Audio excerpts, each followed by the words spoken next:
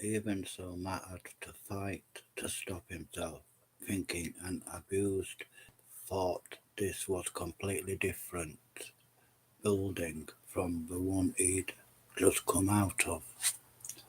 No, it was some sort of illusion. William Morton was deliberately trying to trick him. The bookseller had told him to bring something back with him. It didn't matter what, and he didn't care all about what. Wanted to do was to get out of here, to get back out to familiar ground. He walked forward and plucked a bright marble flower from one of the pots. He felt stupid holding a flower, but he couldn't see anything else, and he didn't want to spend any more time here searching.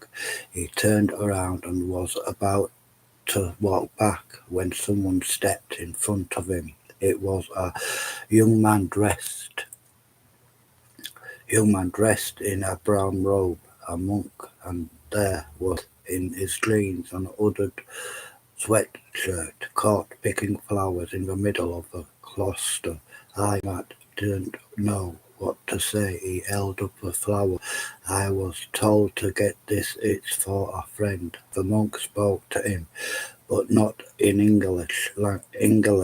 Listening to the strange language, Matt thought it might be Spanish or Latin.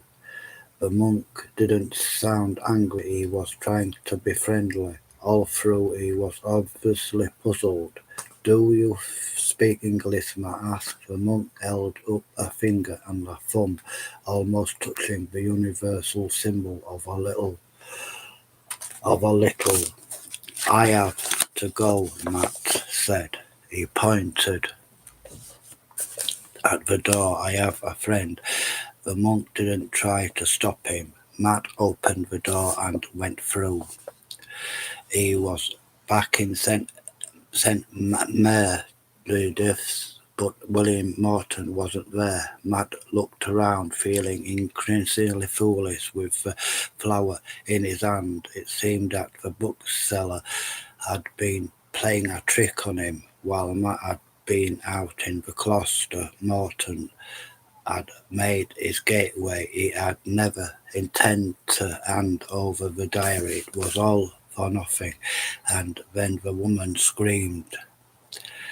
She screamed once, a voice so loud and high-pitched that surely it must have been heard all over Salford Ditch. The scream flew into the church to be joined by a second and then a third, each scream becoming an echo of the other. Matt turned and saw an old woman wrapped up in black standing a few meters away, pointing at the same time he saw the blood on the cold stone floor.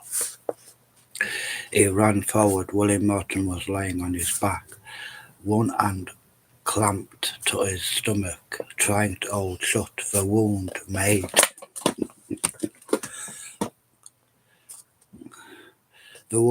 by the knife. There was a lot of blood. At first, Matt thought he must be dead. The woman was still screaming. None of the other worshippers had come near. All through, Matt could hear them whispering, mumbling, afraid to show themselves. Then the bookseller opened his eyes and saw what Matt was holding. Despite everything, he smiled to himself. It was as if Matt had brought flowers to the funeral. He was about to have "You are here" began just 2 words, then he died. At the same time, the doors were flung open and half a dozen men ran in. Matt looked up and saw police uniforms, so that Nixus hadn't been lying to him. There really had been a protective ring around the church. It was just that it hadn't worked. The police had arrived too late. He was surrounded, more people were screaming, the police was trying to keep them back.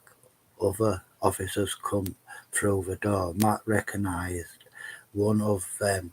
It was the assistant commissioner. He looked grim. Richard Cole arrived a few meters later, brushing in the turbine. By now the body had been covered. The congestion had left. More policemen and come. Matt was sitting on his own, holding the flower, which had already begun to wither. Wither. He was very still. There was blood on one of his trainers. "Are you okay?" Richard asked. His face was filled with horror. "Yeah, sure." Matt wondered if he was in shock. He didn't feel anything. "I didn't get the diary," he asked. "Whoever killed him took it. How did they know he was here?" Fairbairn muttered. "Nobody knew about the meeting. He was told only us." "Somebody knew," Matt said. He waved a hand in the direction of a dead man. "They took the diary. He had it with him when he was met, but just now I looked and it wasn't there." "To hell with the diary," Richard said. You were with him. You couldn't have been killed too." He paused and frowned. "What happened?" he asked. Did you see who it was?" "No, I was out in the cloister. He made me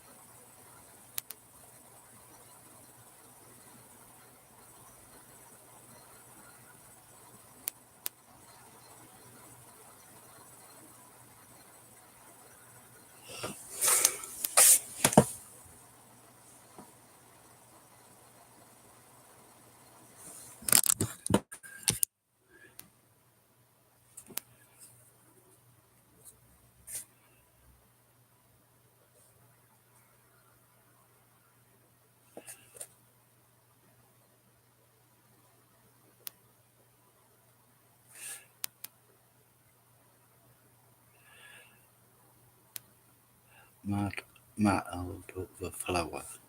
Now it was Fairbairn's turn to look puzzled. "What cloister?" he asked. "The church has a cloister," Matt said. "Morton asked me to go there. It said it was some sort of test, but I think he was lying." "But this church was no cloister," Fairbairn said. It's through there." Matt looked in the direction of the door. "Let's go out," Richard said. "You need some air." "This is no cloister," Fairbairn inserted angrily. Matt stood up and walked over to the door. "It's through here," he said. He opened the door and stepped dead. He opened the door and stopped dead. There was no cloth on the other side.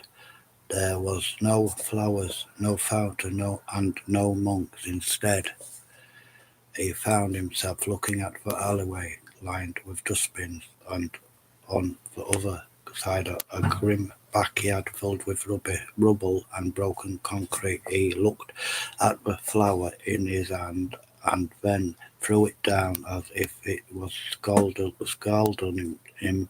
It lay floating in a puddle, the only colour in a world of grey.